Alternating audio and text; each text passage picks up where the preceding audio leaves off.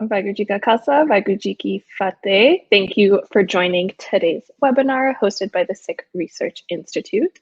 This webinar will begin with a 40-minute moderated discussion between our panelists today, after which we will have 20 minutes of Q&A from the audience. So please drop your questions in the chat box and be sure to include your name and city.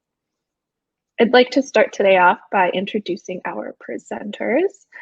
We have Harinder Singh, who serves as the Senior Fellow Research and Policy at the Sikh Research Institute. He's a widely respected educator and thinker who's deeply in love with one force, the oneness that radiates in all. He co-founded the Sikh Research Institute and the Punjab Digital Library, organized the Free Akal Takht movement, and envisioned Kaur and Singh Academy. His current focus is on availing the message of the Guru Granth Sahib to global populations and developing critical thinking in Sikh institutions. He currently resides in the United States with his wife and 2 children.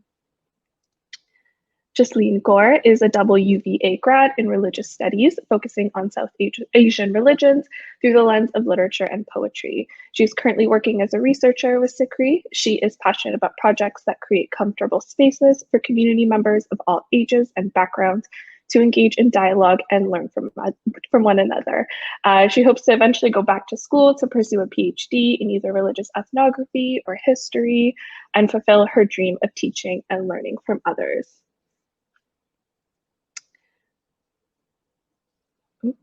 So today's conversation will be focused on the 7th State of the Banth report, titled Miri-Piri, the Political Spiritual Sikh Doctrine. This is kind of building off of a conversation that we had last year around Miri-Piri, actually exactly 1 year from today. So we're thinking about how that conversation is shifting and focus, even within just the context of that 1 year. This report is being released today on Miri-Piri Day. So before we get into talking about what the report says about Miri-Piri, I'd love it, Jasleen Kaur, if you could start off by sharing why Miri-Piri was chosen as the focus for this report and situating it, I guess, within the larger context of what State of the Banth actually is. Yeah, good morning and fateh everyone. So just before I get into why, we started doing the State of the Banth series a few years ago, and it's a series of reports focusing on Sikh matters. So we survey the general population, we ask them questions related to a topic to get a sense of where we're all at, how we all understand a certain thing, maybe what we think about a certain thing, and then we frame that survey within a larger report exploring a subject. So we've done reports on abortion, sexuality, Akal Takht Sahib, who is a Sikh, and when we were talking about what to do next, it was a year ago and maybe a little over a year ago, and at least in the US, it was primary election season, and we were thinking a lot about just politics and political engagement. I think a lot of Sikhs in just kind of the public discourse, we're talking about this. And we live in a time where we're all much more sort of politically engaged, partially because we have to be. We have a lot more access to information about what's going on politically, no matter where we live. And so then the question comes up of like, how do I assert my understanding of Miri-Piri doctrine? How do I understand that and our ideas of sovereignty, and also exist as a human being who's like a citizen under like a modern nation state? Like, how do I combine those things and understand those things in their relationships to one another? So those were large questions that we were having. We were also seeing outside of kind of just like the area of like elections and voting, we were seeing the farmers' protest beginning, and how so many people are able to assert that doctrine outside of just like voting and outside of just that kind of what we maybe consider like classical political engagement. And there we saw organizing, mass organizing. So we were thinking of all these questions, and that's why we kind of settled on this, because it's a thing that I think a lot of us are curious about and maybe don't fully understand, the Miri-Piri doctrine. So yeah. Amazing. Harinder Singh, was there anything that you wanted to add? Sure, Manvinder. Guru Fateh, everyone, and greetings of the day. In addition to what Jasleen said, this is a conversation which is always taking place, but mostly when Sikhs, especially in the quote unquote Panthic circles, invoke Miri-Piri, they really keep it at a very historical and ideal levels. They're really not wrestling with it, if I may use that word, to figure out what to do with it in our contemporary realities, just like what Guru Nanak did with it, or what Guru Hargobind Pasha did with it. Every guru who not only just talked about the doctrine, because that's the awareness generation, that's the imparting of the ideas on how to live as a Sikh, but they're actually being active in both spiritual political arenas. So we usually think of this as being some ideal, which it is, but it's very much a doctrine, and that's why we named it as such. It needs to be interpreted by all generations, just like in 18th century Sikhs did it in the post-Guru period, in last 100 years ago, and throughout the 100 years they were doing it. We need to be doing it today, and not only during American elections or Indian elections or SGPC elections or Punjab elections or now DSGMC elections or your Gurdwara elections. This is really a question of policies. How do we make the Sikh way of life based on Ikko Ankar and Naam implementable in a way which are affecting this sort of looting, as if I may call Guru Nanak, pick the Guru Nanak Sahib's word, this looting by only the spiritual and only by the political. So this wrestling is required today. It's required every day. In Atlanta, Georgia, they're discussing how to fight voter suppression. In India, they're discussing why is the DSGMC head, the current president, in Hazur Saab, and what is Akal Takht Acting Jathedar going to do about that? Because they are manipulating the next elections because of the corruption charges. So this is very much on our faces everywhere in the world, not just where the larger Sikh diasporas are. And we really need to understand what really is Miri-Piri, how it has been practiced and understood over the generations, and how can we actually wrestle with it in order to make the realities of our communities better. Mm-hmm. Mm-hmm. Yeah, I think there's something in the report that touches upon thinking about how you can push the center without specifically always focusing on politicians, or what we would consider what we would associate commonly with the political as politicians. So pushing the center without focusing on the center. But that's something we can talk about later on in our conversation. You kind of already touched upon it, Harinder Singh, but Jasleen, Kaur, I'm wondering if you can share some of the common misconceptions about Miri-Piri doctrine that were tackled both within the report, and I guess that would be influenced by what you had seen in the survey results. Yeah, I'm really curious to see or to hear about what the Panth was saying about Miri-Piri. Yeah, so I think one of the most common misconceptions about Miri-Piri is that it started with Guru Hargobind Sahib. So that Guru Nanak Sahib was just a Piri Guru. And that Miri didn't enter until Guru Hargobind Sahib. And I think that's rooted in maybe how we understand Miri-Piri as just being about sort of organizing militarily and sort of narrowing what we define as a political thing. And so part of what we did in the report was through the framing of Jagjit Singh's three sort of goals of the Sikh revolution, we took that framing and we traced Miri-Piri from Guru Nanak Sahib all the way to Guru Gobind Singh Sahib and beyond. And we explored things what is a deeply political thing that Guru Nanak Sahib did? Bearing witness to the atrocities of Babur is a political act. Writing about that is a political act. Establishing langar and just upending systems merely with your words, building a following where systems are being threatened, hegemonies are being threatened, that is a political act. Guru Angad Sahib codifying Gurmukhi to accommodate many languages to increase accessibility, where before the priestly class was the only group that had accessibility to certain things, to certain spiritualities, right? These are all political things. The establishment of cities, centralizing power, establishing trade, all of that is political, and it all was happening starting with Guru Nanak Sahib and continuing through the Guru period and beyond. So I think that's a large misconception, and it's really rooted in how we define what is political. And I think another thing that we saw in the survey was also just like the belief that like when it comes to Miri-Piri, one has to take precedence over the other instead of them being in this kind of constant relationship and dialogue with one another. And so I think that was really common. Something that was interesting is that like there was one like sort of gender split based on how people identify, where people who identify as women were saying that actually the religious should not take precedence over the political, and actually the political and the religious should be kept separate, not in a majority, but it was just more split where women were responding that way, or they were saying the religious should not take precedence over the political. And so part of what that kind of raised for us, knowing that the majority of our respondents were from North America, is like how much that sort of doctrine of like separation of church and state that we see in like the West is very much in like Sikh psyches, at least in a lot of diaspora countries.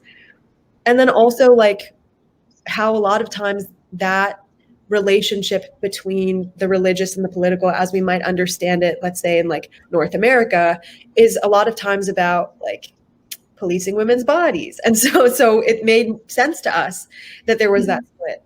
But I think that misconception is rooted in like equating Miri-Piri with like the combination of what we call church and state in this country and in other countries in the kind of quote unquote West.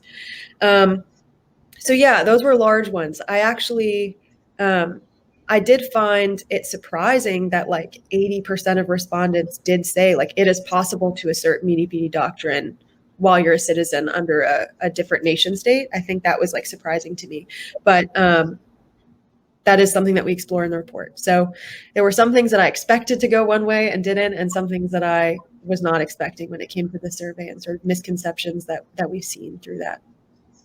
Mm-hmm. I guess a follow-up question I have is, was there a particular spot within the survey that you saw participants disengaging, or they weren't answering as fully? Yeah, I'm wondering if you saw that.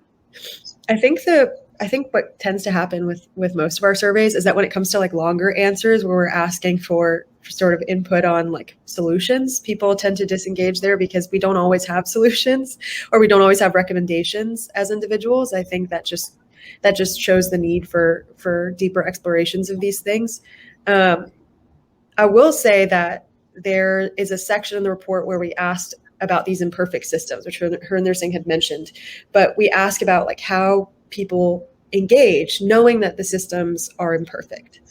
And if we want to talk about like disengagement, not within the survey, but like politically, something that was really interesting is that like 53% of participants actually said, I abstain from political systems, but I engage in these other ways, whether that's like grassroots organizing, or any kind of like activism.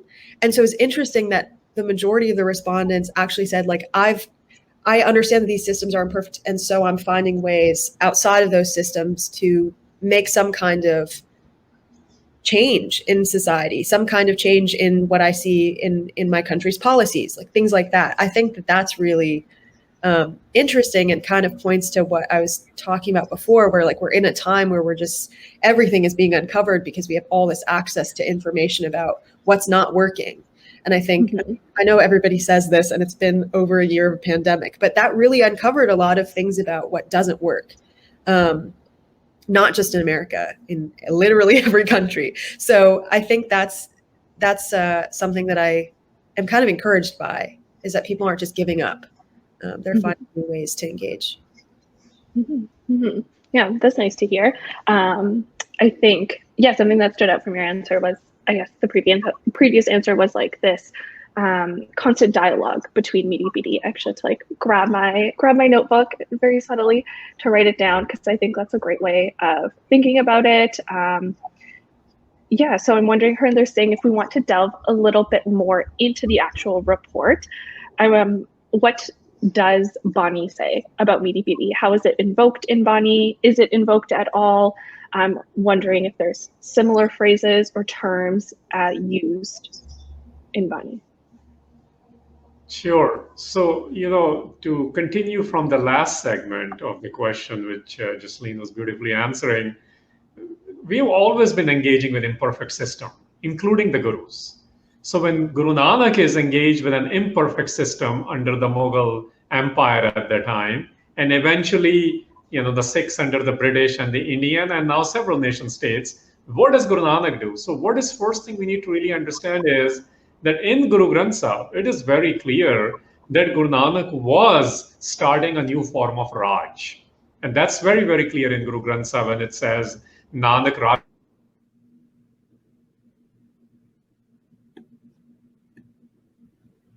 which means at minimum, he's tackling the systems and the policies. That's what we call them today. That's at minimum what Raj is. And when it goes all the way, which means it's not just about reforming and introducing new policies and systems. Now we think system is so corrupt, we're going to actually turn it around and have a revolution, including a political one, to create a alternative form of Raj. So all this is what we see in 550 years of history, and Guru Nanak started there. And if Guru Nanak started there, he very clearly, when the Patta de Savaiye, historicity of Guru Nanak is being presented by them, they say it very clearly that Guru Nanak enjoyed what? Raj Jog Manyo, Pasyo Nirvair Redantar. That with the fearless, incessantly residing in Guru Nanak's heart, Guru Nanak enjoyed the Raj and the Jog. This is what we call in the West, we are caught up in this church and state, and Raj and Jog is actually a little bit different than that. The Jog idea has to do with spirituality, the connection. It's not yoga. It's about when you are connected with the force of the word, the Kuankar of the word. And Raj is when you are being politically active in order to implement that idea of Kuankar through your connection. And what it's saying is Guru Nanak enjoyed the spiritual and the political angle. If I flip it from a Western angle, just to contextualize a little bit more, the West is debating whether there's a separation between church and state. But even within West, there is no denying that there is always the religious and the political. They actually work together, sometimes separately, sometimes together, to come up with many policy doctrines throughout the world, including how they get implemented, including in Western democracy, not just in monarchical system or other systems throughout history. So Guru Nanak Sahib actually utilizes the word Miri-Piri himself. When he says, in the context of Babar's attack, he says, Koti hu Pir varj raha hai, jab Mir sunyat aaya. So Mir and Pir. Mir comes from Amir, which essentially means that somebody who's a head of political unit, sometimes called prince. Now we call them by different ministerships, whether it's prime or whether it's president or heads of state of different kinds. And the Pir comes, Piri and Pir, it's related to the spirituality, somebody who claims to be the head of some spirituality or religious orders. And he says, where were all the spirituals when the political attacked the South Asia? So he utilizes those words, and there are many more. The word Pir and Mir, when it's presented in Guru Granth Sahib, because Guru Nanak is dealing with this imperfect system, he lists as another place where he says, Pest Pir lavj kamai andaja. So he says, just the Pirs are worried about this heavenly ideas. And then he says, what are the Mirs up to? He says, the Mir Malak Umre Fanaya.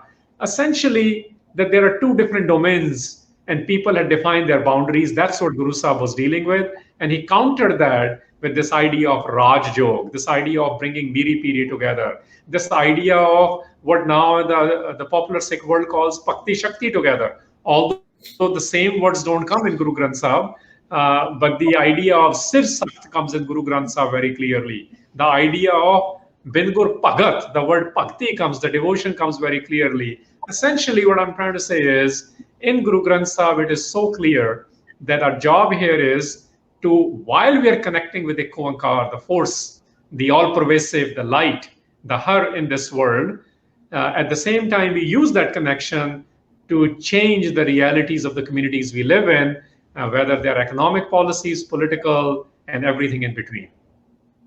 Mm-hmm. I hear you kind of already doing it. I'm thinking about, I think you're already doing like the contextualizing of of Miri-Piri and how it changes and how various people under various leaders have understood it. I'm also hearing like what would be like kind of separating it from our current understanding of church and state. So a real like contemporary contextualizing as well. So what I'm kind of getting at is the history section of the report, where both of you or everyone that was involved in the report is really trying to trace Miri-Piri from Guru Nanak Sahib to Guru Gobind Singh Sahib, and through several periods of history. So of course, a total of over 550 years. I'm wondering how were understandings of Miri-Piri changing and being influenced by the context? I know you've already touched upon a little bit of, both of you have touched upon the contemporary kind of, thinking about how it's different from what we understand as secularism or the separation of church and state. So I'm wondering, how has history influenced changing understandings and practices of Miri-Piri? Particularly, I guess I'm thinking about post-Guru period. Harinder Singh, that question is for you. Okay, sure. I can start and Jasleen can take over at some point. So look, one thing is very clear, that Miri-Piri as an institution got developed from Guru Nanak through Guru Gobind Singh Maharaj period. So there is already a 239 years of training going on there.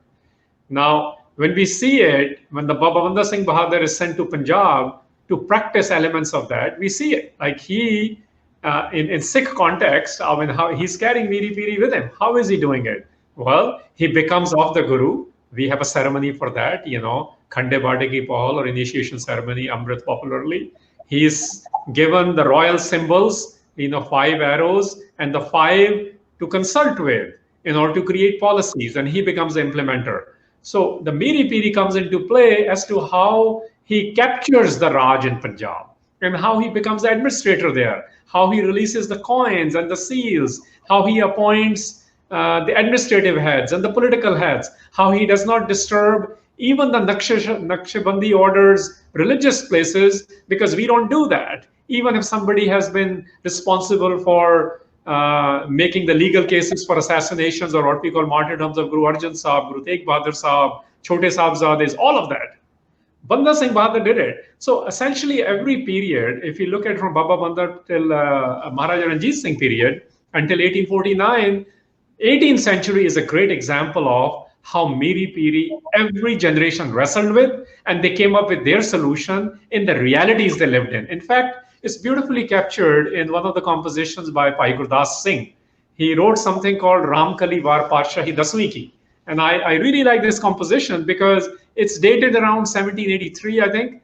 But in there, he invokes, he says, what has happened? So this is the 18th century period. He says, Mir Pir Sab Chhap Gaye, Mazbo Ultana. The spiritual and the political have eloped, or they're hiding actually. And Mazhab, the organized religion, has gone crazy, which means upside down, Ultana. Essentially, he's saying this is the reality the Khalsa was dealing with. And in this reality, then Khalsa became organized. He calls Khalsa the third Mazhab, the third organized religion, the alternative to the 2 organized religions, because Khalsa is organized. In order to implement Miri-Piri, you have to be very organized. Any movement will tell you to bring any policy changes, you have to be organized. So 18th century Sikhs did it in various ways. Dal Khalsa did it in their way, Misl period did it this way. They survived the 2 major Kalukaras. They survived multiple genocidal campaigns. They declared the Sikh Raj when capturing Lahore in 1765.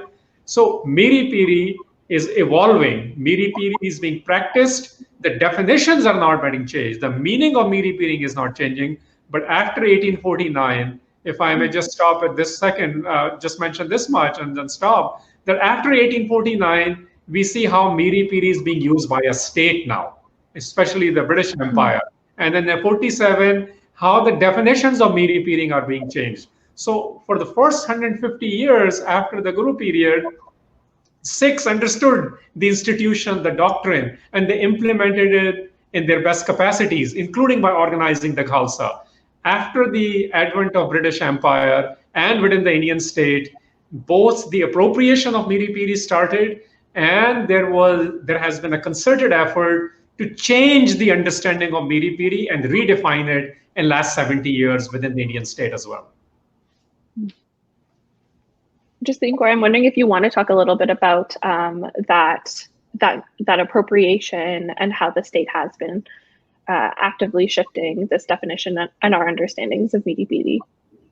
Yeah, I think something that we had talked about in kind of the British period with the Crown is the way that they kind of, sort of twisted understanding of Miri-Piri doctrine to serve the state. And so it became very much about pacifying us by kind of like providing Guru Granth Sahibs to certain Sikh regiments, or kind of allowing Sikhs to keep their external identifiers and sort of their practices, but kind of divorcing our understanding of what it means to be embodying that doctrine from, like divorcing the spiritual from the political, so that our understanding of Miri-Piri became that because we are sovereign, or because we have this sort of element of a principle that's sort of left, then that means that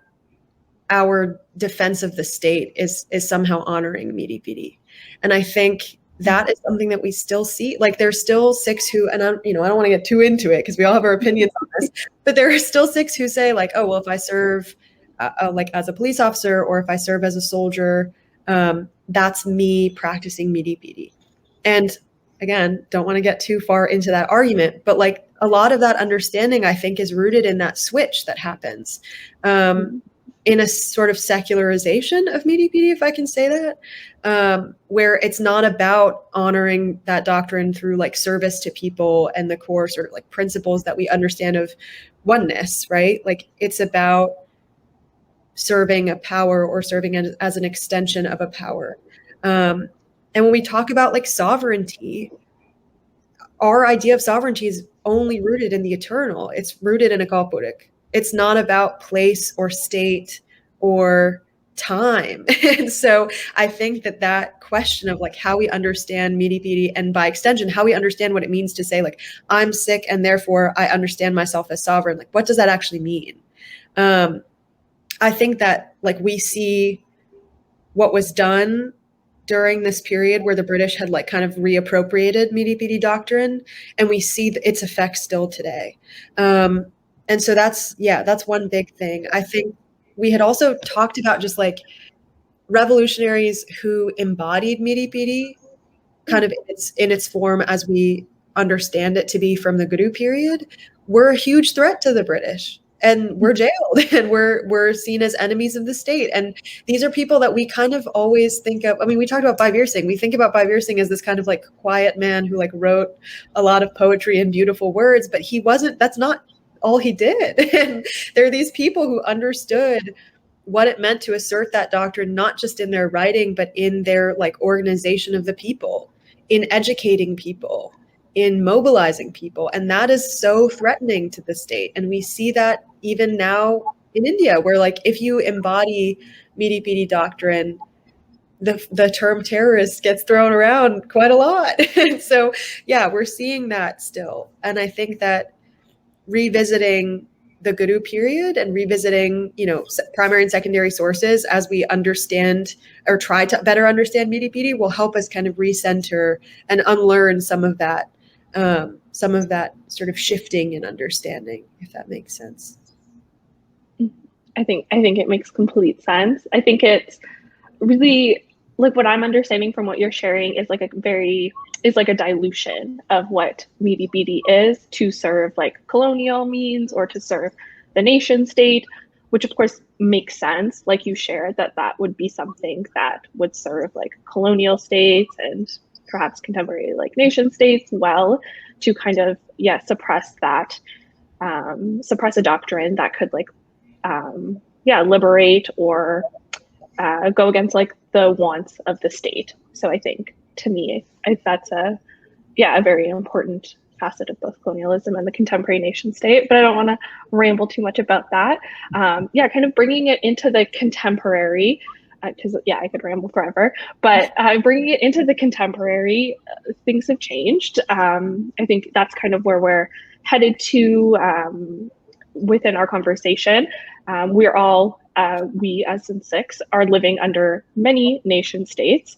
So how are we currently practicing Miri-Piri under these nation states? So I guess more of those like action items that folks, I guess, were struggling with on the survey. Particularly, I'm referring here, I guess, to the Rahit section, where you're exploring varying questions related to Miri-Piri application in different nation states, what that looks like, what that has looked like, perhaps what it could look like. But my question is, how have we and how can we practice Miri-Piri in these varying contexts? Harinder Singh, perhaps you could start us off. Sure. So let me again start from early 20th century, right? So what Jasleen was describing, I at the same time want to mention that even gurus were creating alliances in the imperfect systems. That doesn't mean that we do not understand the doctrine fully, and even when state is trying to overpower the doctrine or redefine it. So for example, in late 19th and early 20th century, even when Sikhs are dealing with Crown, they know what's going on, and the Crown knows that Khalsa is not going to completely accept them. At some point, they're going to revolt. So some thought our way of practicing in this imperfect system is to join them and then fight for Sikh sovereignty in Punjab. Others thought, let's join their adversaries, by joining the Japanese and the Germans through the Indian National Army, which was founded by General Mohan Singh. And that's how they were trying to fight it. And there were others who were independents, like Babbar Akalis. So yes, Veer Singh and Santatar Singh were creating education disruption, even within the colonial system. At the other side, there were the militant wings, like the Babbar Akalis, who were the predecessors to the left movements, the Bhagat Singhs and the Kartar Singh Sarabhas of the time. And they were all practicing Miri-Piri in imperfect systems as they best understood. The reason I'm bringing this back again is, but at the time, the Sikh groups didn't say that they are sellouts. And this is very important to understand. If somebody is working with the system, knowing it's an imperfect system, like we do it today too, that doesn't mean that they don't understand Miri-Piri. There might be cases of those, but they're thinking this is all they can do at this given moment because they do not have complete geographical, or what we now call nation state sovereignty. So in 20th century and now in 21st, what we are dealing with is, where we have not elected officials, we are struggling to do that in America, for example. And we think by becoming part of the system here, whether it's armed forces, whether it's polices, whether it's attorney generals, whether it's mayors, whether it is winning local elections, mayoral elections, or state senators, state reps, eventually maybe we can get to what Dalip Singh Saund had done, 50 years ago. That's an aspiration. It's a wrestling. This is the wrestling going on. So if certain Sikhs feel this is not the way to do it, they should create more alternatives. But in the countries like Canada, where they have achieved up to 19 positions, even at a federal level, and ministership levels and cabinet levels, the question we are raising, and we need to raise much more, that especially if they are initiated Sikhs, can they really serve the state as well as the Panth? How will they do that when they come to conflict with their political party, or when there's a conflict with the charter, for example, in Canada? We are facing that. In countries like Canada, the questions we are trying to raise are, well, now they have made it to, although there are less MPs, but there are also lordships. There are many OBEs, civil servants, armed forces, everywhere Sikhs have made it. But when the question comes up, for example, in ethnic coding, can they start to develop consensus before they make their public positions, even after they have made public positions? How do Sikhs and asserting Miri-Piri create consensus where there is a varying approach, even within the Sikh fold, but it is centered around the state? In that case, UK's ethnic coding laws. And lastly, and not least, India, we have SGPC elections, we have Gurdwara politics going on, and DSGMC. We have Punjab elections coming up. Everyone's wondering, well, if Navjot Sidhu, for example, can quote very nicely from Gurbani and can invoke Banda Singh Bahadur and other people, including Guru Gobind Singh Maharaj, can he actually deliver something for Sikhs in Punjab if he becomes a CM, or as an MP, or if he becomes a minister? Because we are seeing this in India quite a bit. Sikhs have served in all political parties there, all major political parties. They have been heads of states in terms of prime ministership and presidentship. They have been heads of army. They have been heads of minority commissions, planning commissions. They have been CMs. But we still have not delivered work for Punjab and for Sikhi. We are still getting defined by the upper house of parliament as to who even a Sikh is. The National Security Advisor of India, G. Doval, is on record saying that we will be defining the Miri-Piri of the Sikhs now. This is the situation we are caught up in. We need to understand how definitions are being changed in certain spaces and how Miri-Piri is not a monolith when it comes to creating some tough choices. But in order to create that choice, in order to even have 3-4 different ways of practicing, we must understand at the highest level of Miri-Piri, and the doctrine itself actually demands that each individual, each Sikh, is sovereign. And we only answer to Akal Purkh as a sovereign, and the nation states will come and go. We will fight the nation states when they are regressive, when they violate the Eko and Naam principles, and we will join them in creating alliances when we are fighting a larger adversary who's violating them at a larger levels. Jasleen, Kaur, I'm wondering if there's something, if there's anything that you wanted to add around understandings of how Miri-Piri is contemporarily practiced.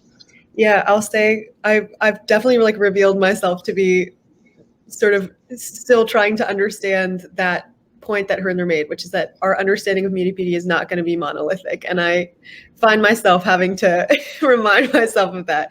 So I'm glad he added those points. I think the only other thing I'll say is, when you read the report out later today, you'll see that the questions that we ask based on context are different because different communities are in different places. And so the questions about, representation change depending on where we're looking at.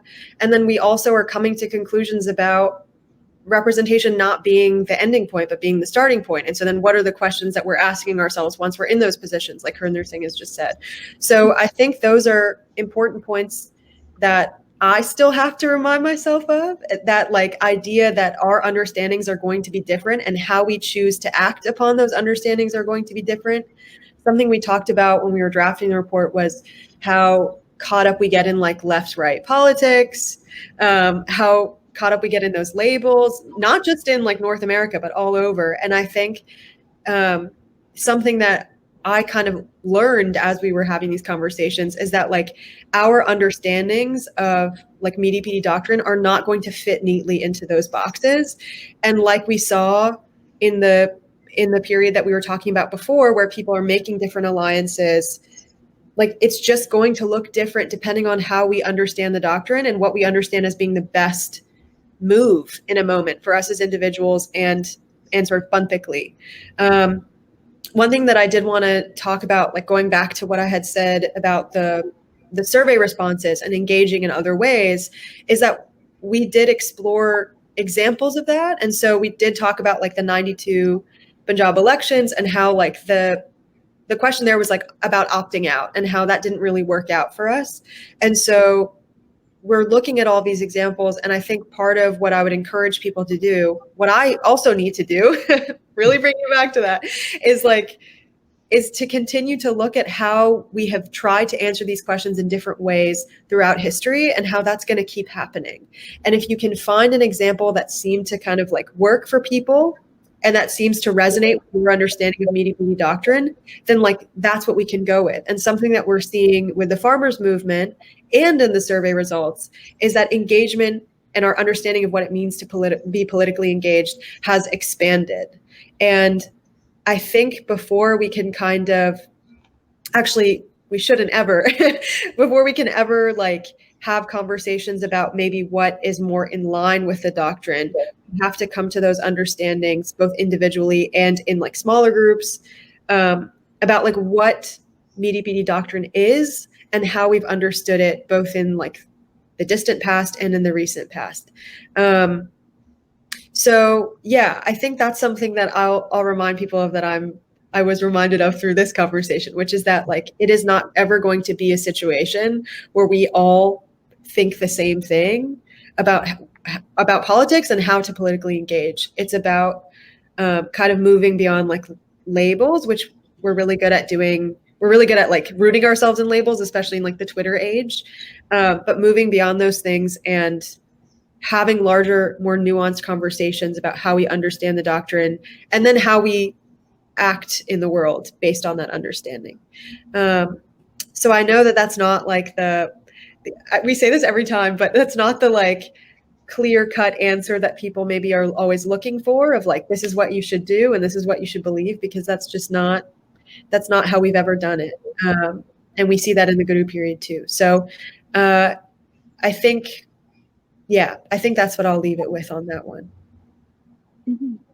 To me, it sounds like what direction is the answer in, as opposed to like, this is the answer, which can be super difficult and like frustrating to not have that like clear-cut answer. But like, I keep going back to it, but like folks weren't 100% sure on like what the solution could be. So there's no way that like that answer could be provided. So nice and wrapped up in a box. It was really resonating with me from both of your answers, like how empathetic your stance was. I think that can be so hard, understanding why sort of folks might understand Miri-Piri to be understood or defined or practiced in certain ways.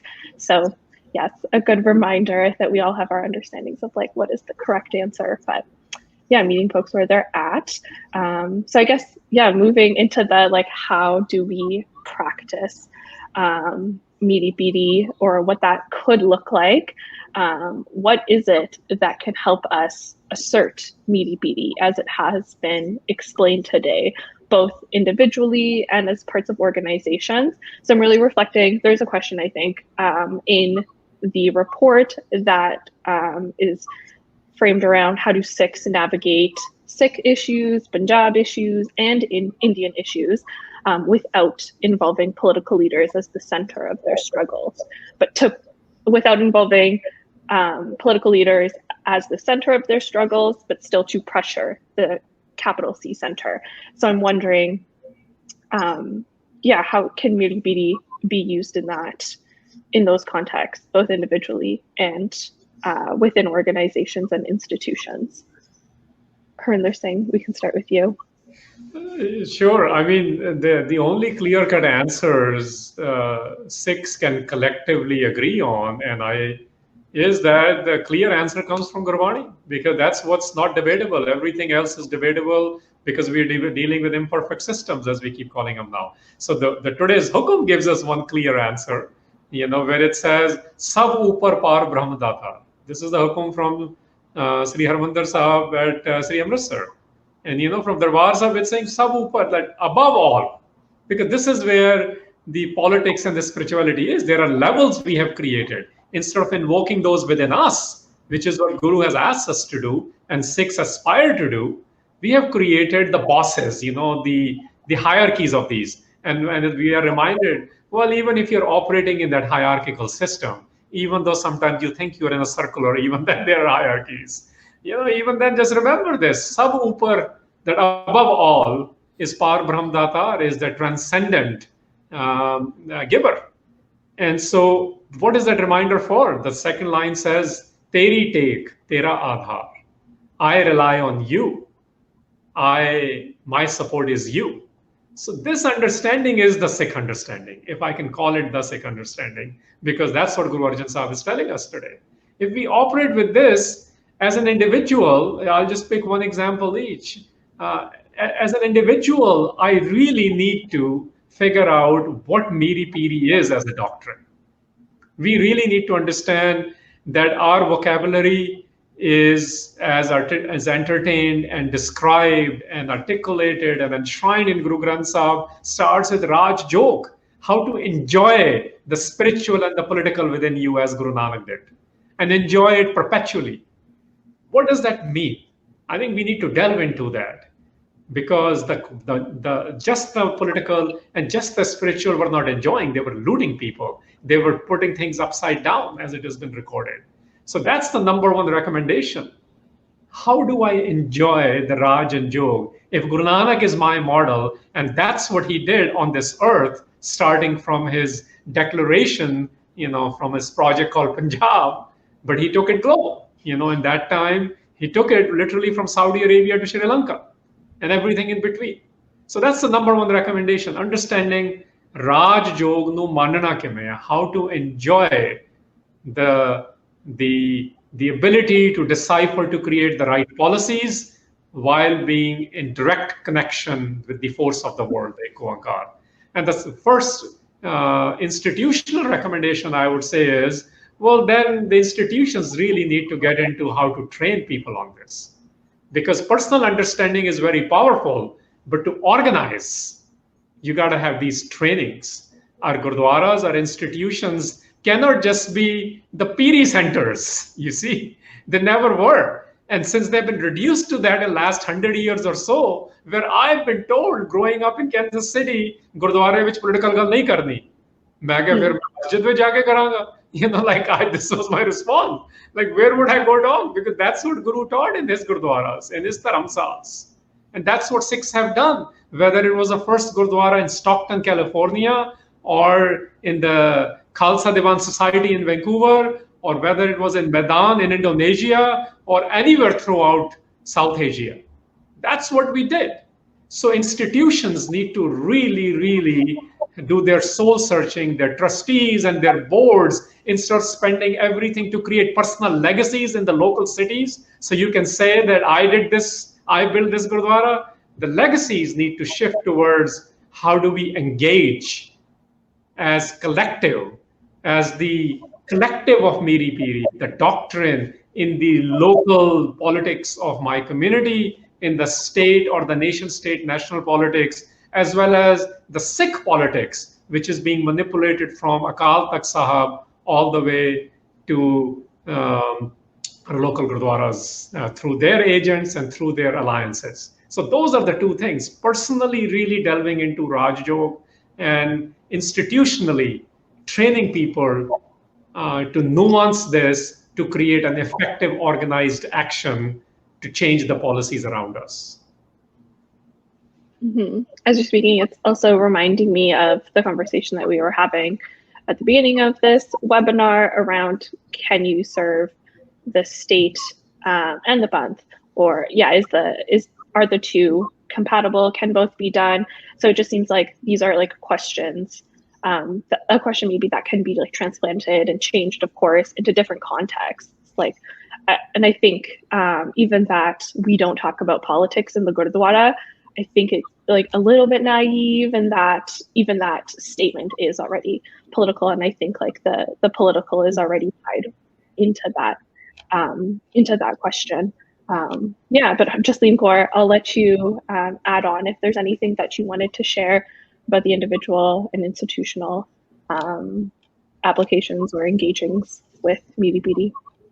Yeah, the only thing that I'll add, and this is kind of based on like what I've seen people, how I've seen people frame kind of issues that we see as like outside of our own issues, because they're not Sikh issues, but maybe like, for example, in the discussion about like Palestine that was happening in May, I think we have a tendency to like kind of tunnel vision our issues, or have tunnel vision for only our issues, and we're not seeing kind of the larger systems at play or the larger relationships at play.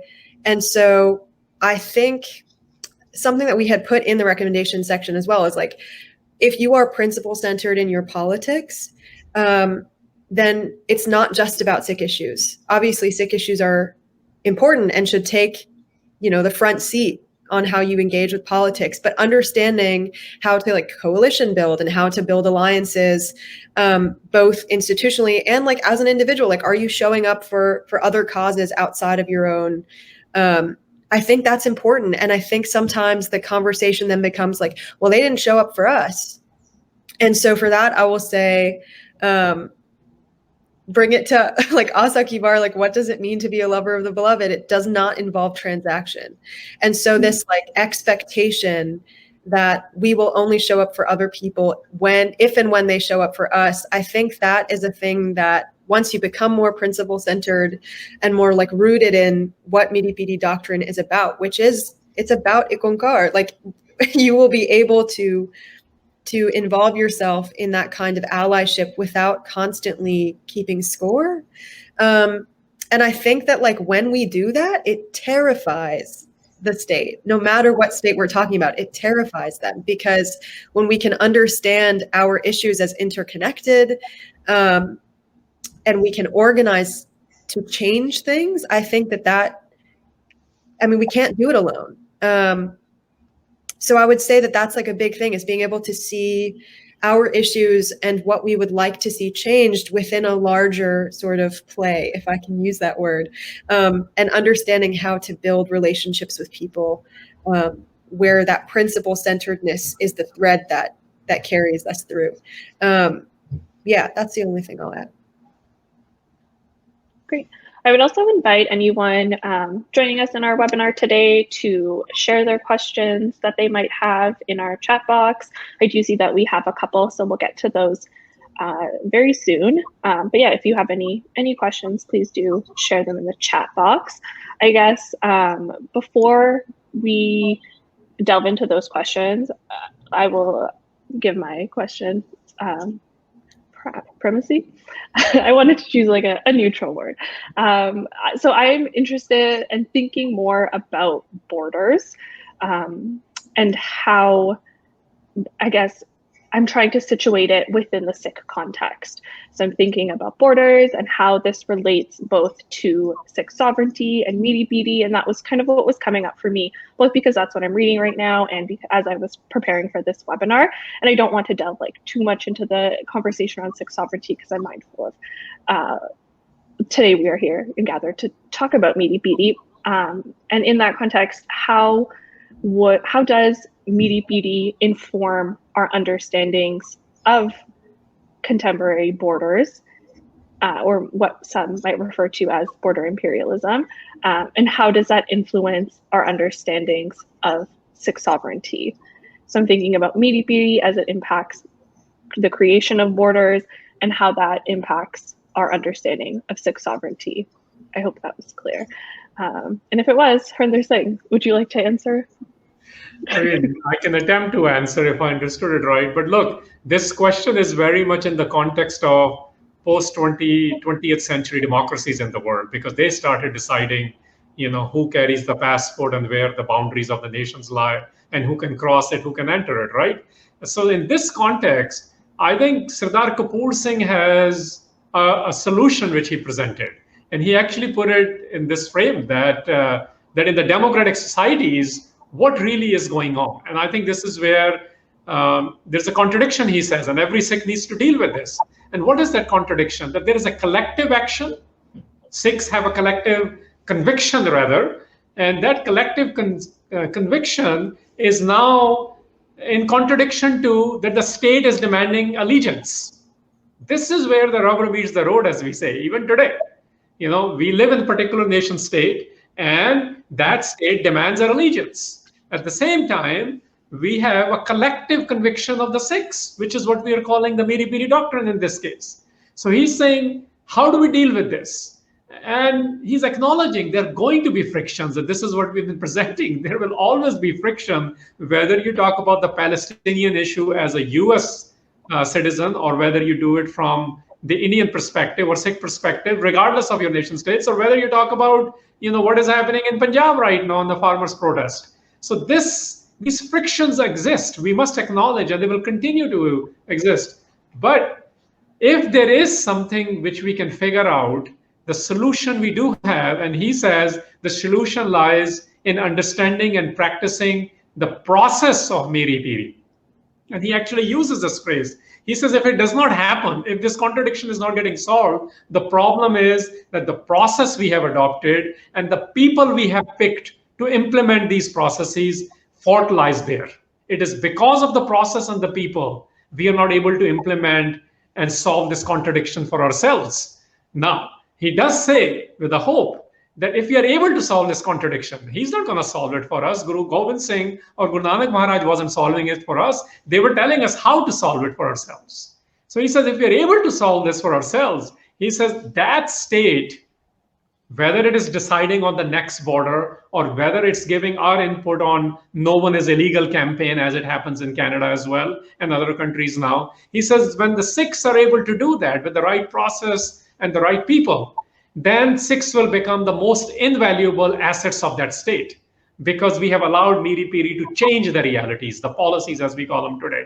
He says, but if it does not happen, then there will be frustrated and suppressed Sikhs in every nation states, not just in India, including in America, Canada, and every other country we are living, 15 major diasporas. And when there are suppressed and frustrated Sikhs, regardless of which state they are in, there will be weakness in the strength of that nation.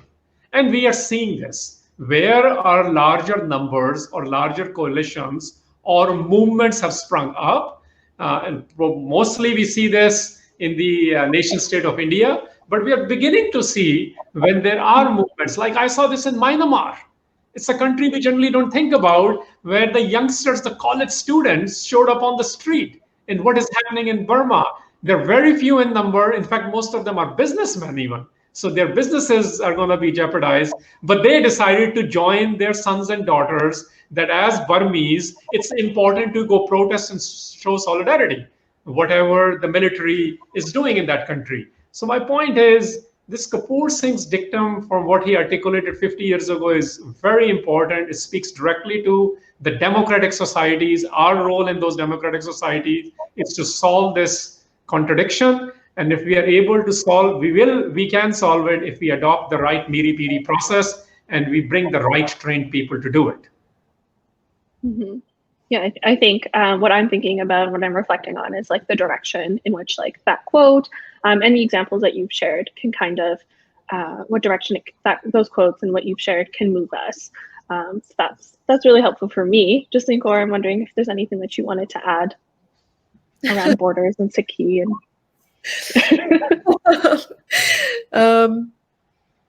I won't say, I think I've sort of revealed my politics a little bit on this, but I will say that I've thought a lot about Harsha Walia's work and what she says about how borders function. And I think it comes back to this understanding of like the larger things at play. And I think that's part of our duty as people in the world, not just citizens under nation states, to understand how these things function. And if our principles that we are rooted in if we're rooted in Ikonkar, then like we have to understand the violence that certain systems sort of commits against people, not just our own people. I mean, because we have refugees coming from Punjab into the United States all the time, and I don't think that a lot of people maybe know that, depending on what bubbles they live in. But it's not just about us, and I think being able to educate ourselves about the things at play is part of our duty. And I think that starts to happen when we understand Miri-Piri doctrine a little bit better. I'll also say, and I know I said this to you like a couple nights ago, Manvinder, but I think a lot about Guru Nanak Sahib's like Udasis and how absolutely just impossible that would have been to do in our current sort of configurations of nation states. And I think that's a thing worth sort of reminding ourselves of a little bit, that like interaction with other people and dialogue with other people is important to us historically. And to kind of like look at the way that fear has been kind of pushed in policy is another thing that's worth understanding, because our politics and our principles are not rooted in fear. So that's all I'll say about that. Mm-hmm. Yeah, I think that comment like kind of made me chuckle, because I think that's something that like I've heard lots of folks who I talk to who identify as Sikh. I've heard them like really emphasize the traveling and discovering, within Sikhi. So it's like, I think that was just like you would need a visa to go anywhere within like contemporary border formations. And I think it like obviously sounds funny, but it's also true.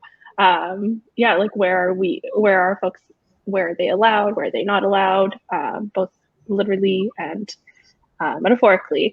And even on your comment to fear, I think actually there's a question in the chat around fear. So maybe we could touch on that. Amrik shares perhaps that Sikhs have different interests, that Sikhs can be in Amrik's experiences are easily scared perhaps. And it is a scary thought to think about going against the state and not being I guess, beloved by the state or helped by the state, because that makes sense. So how do we perhaps like overcome that fear? And maybe I think this is a good space to think about both the recommendations from the report and maybe what that's looked like in your lives, understandings around overcoming fear or overcoming wanting to put Miri-Piri into practice. Harinder Singh, maybe we'll start with you. Sure. So, the fear factor, let's bring that in, right? The fear is always present there. What's the antidote of fear in Gurbani? And the biggest model of that started with Guru Nanak Sahib for us. In fact, even that quote which I mentioned, Raj Jog Maneo, it says, what is in his heart? It says nirvair.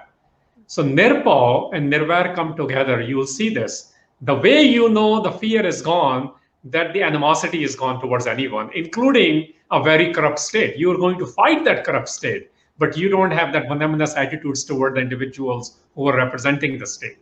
That's Guru Nanak for us. I know it's tough, but Sikhs have done it.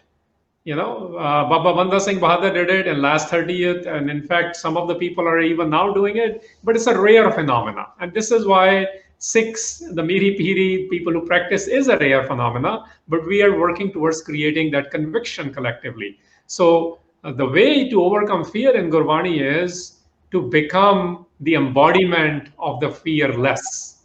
And how you become that, this is where we work on our habits to be like a Kuankar.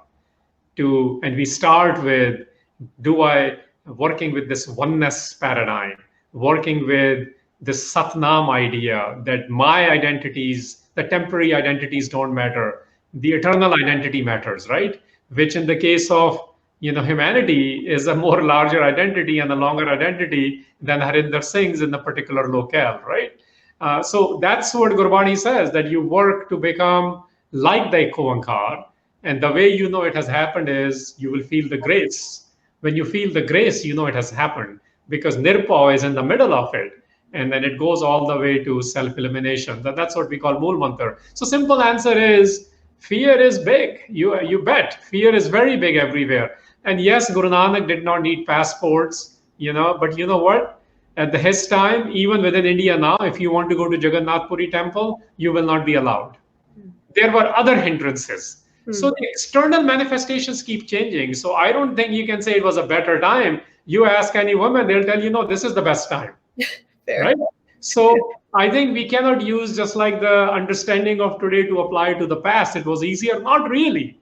I mean, can you even imagine anyone entering Kaaba and putting your feet towards the Kaaba today? So every situation is evolving.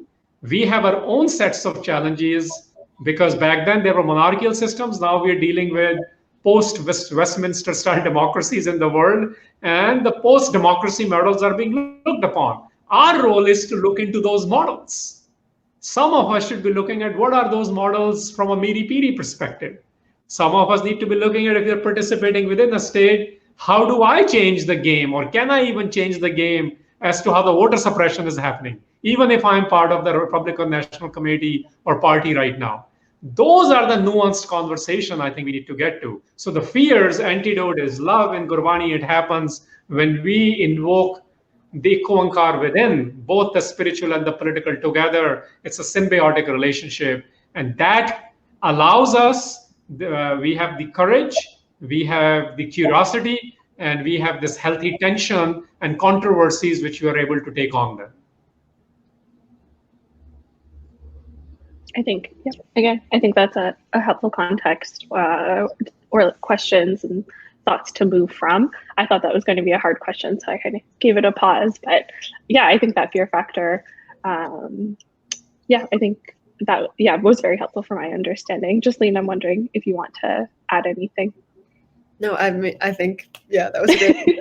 I will say that, we've all seen like videos coming out of the farmers movement, and seeing, there's an element of fearlessness there. It doesn't mean that people aren't scared some of the time, but to do what people have been doing for the last year, requires fearlessness, and that's not rooted in nothing. They are drawing upon Bani and history, and they're invoking it in their interviews. There's like 13-year-old kids invoking this stuff in their interviews because that is what fuels them. And so I think, Harinder already said it best, but like we have the tools to get to that place, and Bani gives them to us, and we know that that antidote is love. So we've seen it.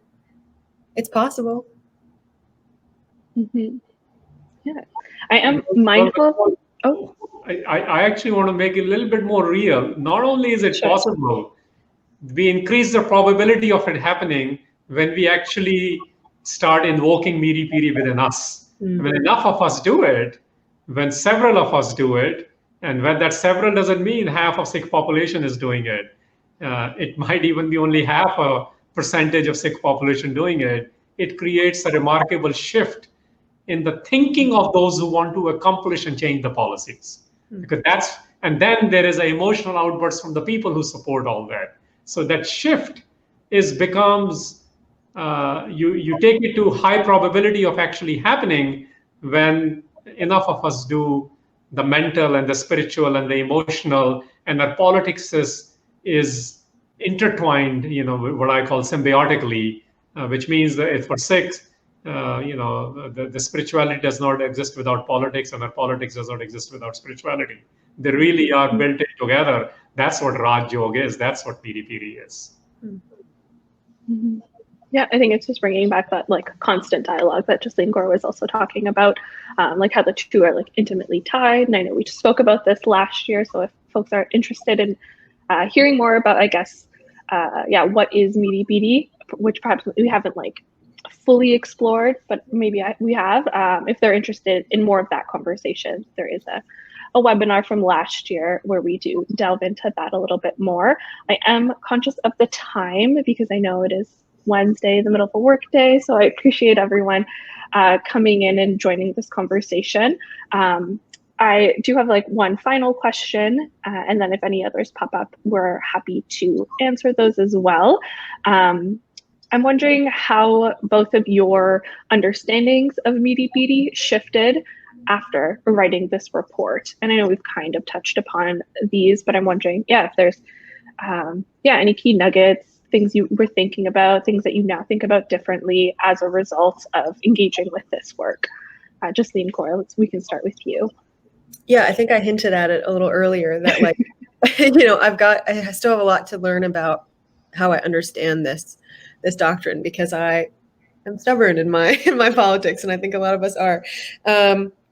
But I think the biggest thing has been, or the biggest sort of like eye opener has been looking at how we've like always been wrestling with this understanding, or I guess always wrestling with how to live out Miri-Piri and how we understand it.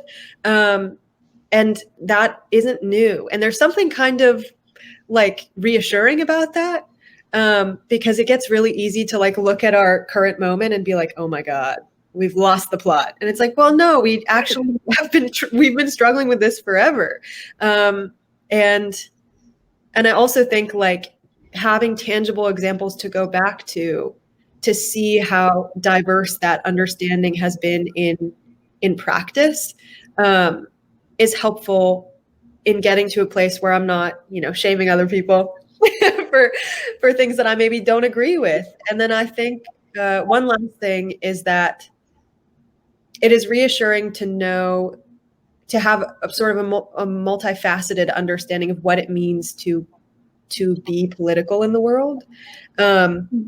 Because I think, again, a thing that I hinted at earlier is that like there are a lot of people who are like very much jaded with the systems in place, but that doesn't mean we like turn our backs on what is going on and kind of like throw our hands in the air and let it go.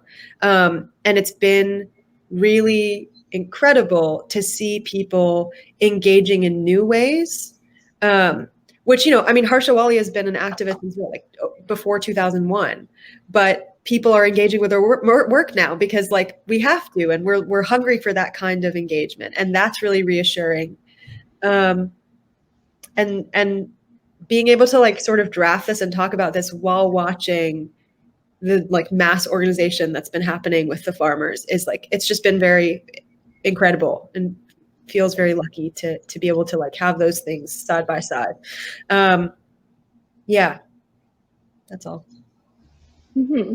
Yeah, I think it's helpful to understand like, yeah, what your Miri-Piri, how it shifts, what it looks like, how that can change. Yeah, I think that's what I'm understanding from your comment. Harinder Singh, wondering if there's anything you'd like to add. You know, while working on this report, I'm specifically one translation really hit me. I had read this multiple times, but I didn't really engage with it as much because this time I was translating it for the audience to see how to contextualize it. This whole 18th century description of how Khalsa actually is the organized form of Sikhi. You know, we all have our understanding of what religion is, what organized religion is. Well, the organized part in Sikhi is the Khalsa. And when Bhai Gurdas Singh was writing that, in the way he is written, you know, we know the last line. We all sing it on Gurpurabs, on Vaisakhi, Vaho Vaho Gobind Singh, Ape Gurchela. That actually is the last line of that padi. It's a very long padi where he's describing that how the Khalsa got organized to take on this Meers and the Pirs because they were utterly corrupt. And they did it at the time where it was almost impossible to do, because we talk like this, right? Is it possible? It was almost impossible to do because half of the Sikh population was killed in one day, and the two-third another. These are the two Vadekalukaras. We don't have the resources. So this particular translation, very graphic one, which talks about what has happened, who really is the Bujdil, and who really are the corrupt, and who really are the ones who are creating the most amount of persecution. Within all that, it says, "Yon tisar panth chalayan vad sur gahela." So in this, I don't think we understand this mentorship which gurus were providing, and then creating the proteges to be the next leader. And this particular graphic description, as it got played out in very tumultuous time, in a very, you can say today we will say it was bloody, it was nasty. Well, we are seeing this in 2021 as well. Whether it is, you know, Harsha Walia has been invoked twice. Yes, the same organization has demanded her resignation. And I remember engaging with her when it was early time in 15, 17 years ago. I would actually encourage, and I think our community is embracing her. But the same activists also need to understand and embrace Miri-Piri. Even if they don't personally do it, they must understand why Sikhs do. The Khalsa does what it does as well, because many of them fight this, including her. So it is not that we need to see eye to eye with the people we build alliances. We must understand why the Khalsa does what Khalsa does. That's what Miri-Piri is. Khalsa is the organized force. And if individuals are not able to organize because they're using a bad form of the process and really bad people to do it, that's a problem of process and people. It's not a problem of Miri-Piri. Miri-Piri may not make sense to many people, but as Sikhs, it makes a lot of sense to us. It is part of our psyche.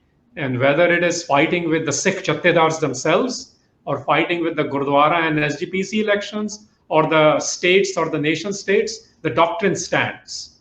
It is us, individuals, who have to really become comfortable with it and then figure out how to organize with others in order to deliver not just for the Sikhs in Punjab or Sikhs anywhere in the world, but as Jasleen has been pointing out, you know, the geographical realities are temporary measures, including for Sikhs and Khalsa.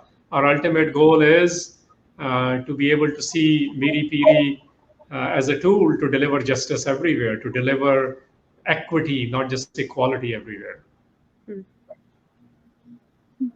Awesome. Thank you to you both. I think this conversation has, as always, left me with like lots to think about. I don't think I've actually been thinking about like Sikh issues or anything related to Sikhi for a long time. So it was nice to like prepare for this conversation and have this conversation, of course. I'm sure Jasleen and I will keep talking about it in the coming days. I would like, on behalf of Sikri, I'd like to thank all of today's wonderful speakers for this insightful conversation. As always, a recording of this webinar will be available within 24 hours. And lastly, please tune into the SICCast, a podcast produced by SICRI, where we explore the various issues and events affecting Sikhs worldwide. Thank you for joining in. Today's webinar will be ending now. Vaheguru Ji Ka Khalsa, Vaheguru Ji Ki Fateh.